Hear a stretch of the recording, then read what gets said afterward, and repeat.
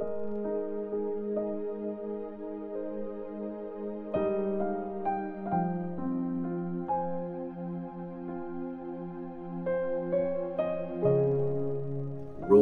chapter 16.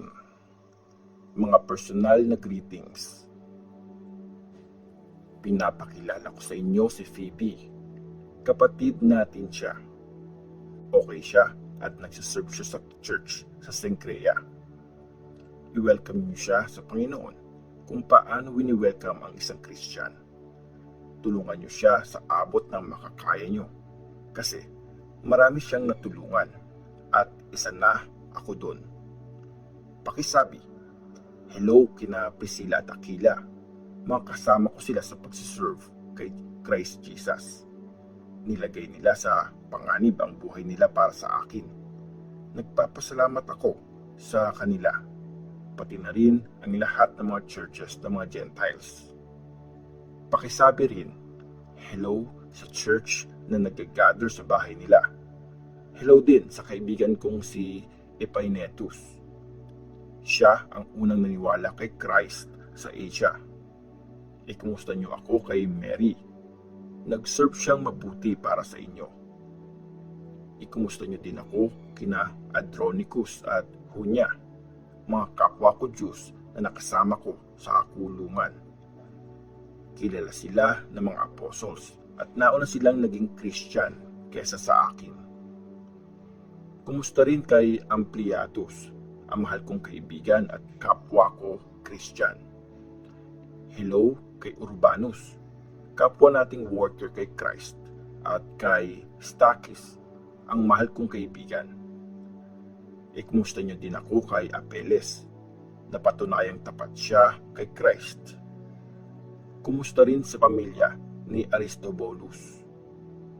Binabati ko rin ang kamag-anak kong si Herodion at ang mga Christians sa pamilya ni Narcissus. Hello kina Tryphena at Tryphosa na mga servant ng Panginoon. Hello sa mahal kong kaibigan ni si Persis. Marami siyang nagawa para sa gawain ng Panginoon. Binabati ko si Rufus. Isa siyang mahusay na servant ng Panginoon. Pati na rin ang nanay niya na parang nanay ko na rin. Binabati ko rin si Asyncritus, Phlegon, Hermes, Patrobas, Hermas, at ang lahat ng mga Christians na kasama nila. Pakigreet sina Philologus, Julia, si Nereus, ang kapatid niyang babae, at si Olimpas, at ang lahat ng mga pinili ng Diyos na kasama nila. I-greet nyo ang isa't isa ng may pagmamahal. Kinukumusta kayo ng lahat ng churches ni Christ. Mga huling instructions. Mga kapatid, please, mag-ingat kayo sa mga tao nagdadala ng gulo at nagdi-divide sa church at kumukontra sa mga teachings na tinanggap nyo. Layuan nyo sila kasi hindi ang Panginoong nating si Christ ang pinagsisilbihan ng mga gumagawa nun. Kung hindi, ang mga sarili nila. Kunyari, ang gagaling nilang magsalita. Naluloko tuloy nila ang mga inosenteng tao. Alam ng lahat kung paano nyo sinusunod ang Panginoon. At dahil dito, masaya ako. Gusto ko na maintindihan nyo kung ano ang mabuti at maging inosente kayo sa paggawa ng masama. Ang Diyos ang nagbibigay ng kapayapaan at malapit na niyang pasukuin si Satan sa inyo. Maranasan niyo sana ang sobrang kabaitan ng Panginoon nating si Jesus Christ. Kinukumusta kayo ni Timothy, kasama ko siya sa trabaho. Si Lucius din at sina Jason at Sosipater na mga kamag-anak ko. Ako si Tertius at ako ang tagasulat ng letter na ito. Hello sa inyo. Pagpalain kayo ni Lord. Kinukumusta din kayo ni Gaius. Dito kami nag-i-stay sa bahay niya. At dito rin nag-gather ang buong church.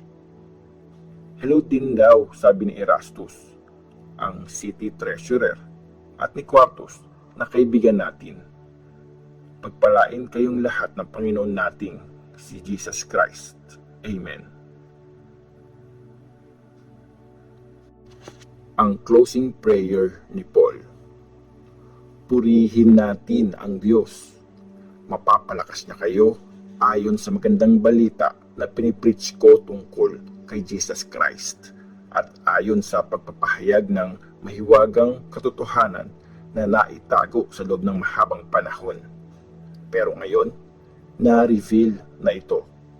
At dahil sa mga sinulat ng mga prophets at sa utos ng walang hanggang Diyos, na ipaalam to sa lahat ng mga bansa para maniwala at sumunod ang lahat. Dahil kay Jesus Christ, purihin natin ang iisang Diyos na pinakamatalino sa lahat. Purihin natin siya magpakailanman. Amen.